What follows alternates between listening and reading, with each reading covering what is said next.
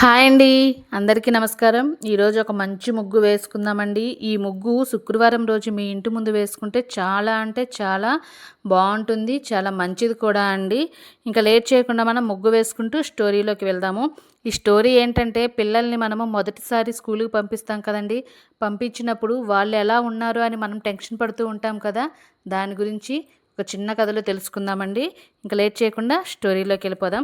మధ్యాహ్నం 1 గంటకి స్కూల్ గంట మోగింది. అమ్మ గేటు దగ్గర నిలబడి ఉండగా గుండె స్పీడ్‌గా కొట్టుకుంటుంది. నా బిడ్డ ఏడుస్తున్నాడో, నవ్వుతున్నాడో అని. అక్కడ నాన్న ఆఫీస్ నుండి పరుగున వచ్చాడు. బిడ్డ ఎలా ఉన్నాడో అని. గేటు తెరుచుకుంది. పిల్లలు గుంపుగా బయటికి వచ్చారు. అమ్మ కళ్ళు చుట్టూ వెతుకుతున్నాయి. ఎక్కడ నా బంగారం అని.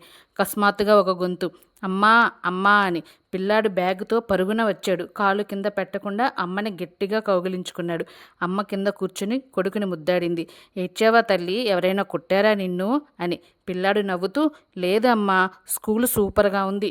టీచర్ నాకు స్టార్ కూడా ఇచ్చింది. నీకోసం దాచాను అని చిన్న స్టిక్కర్ అమ్మ నుదుటిన అంటించాడు. నాన్న పక్కన నిలబడి అంతా చూస్తూ ఉన్నాడు. పిల్లాడు నాన్నని చూసి, నాన్నా, నువ్వు కూడా వచ్చావా నా కోసం, ఈరోజు నేను గెలిచాను అని నాన్నతో చెప్పాడు.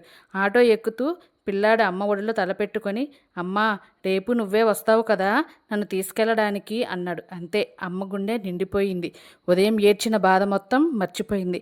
ఆ క్షణం అమ్మకి అర్థమయ్యింది. ఉదయం నా బిడ్డని వదిలేసి వచ్చిన బాధ ఇప్పుడు వాడు అమ్మ అని కౌగిలించుకున్నాడే, ఆనందం ముందు బాధ అంతా మర్చిపోయాను అని అనుకుంది. పిల్లలు స్కూల్ నుండి అమ్మా అని పరుగున వచ్చే క్షణము అమ్మా నాన్నకి ఉదయం నుండి పడిన బాధ అంతా మాయమైపోయే క్షణం అవుతుందండి. ఆ ఒక్క కౌగిలి అమ్మా నాన్నకి ఉదయం నుండి పడిన 6 గంటల టెన్షన్కి మందవుతుంది. పిల్లలు నవ్వు చూస్తే చాలండి, అమ్మా నాన్నకి రోజంతా స్వర్గంలో అనిపిస్తుంది. అంతే కదండి. వాళ్ళు బాగుంటే మనం కూడా బాగుంటాం. ఎలా ఉందండి స్టోరీ? నచ్చిందా?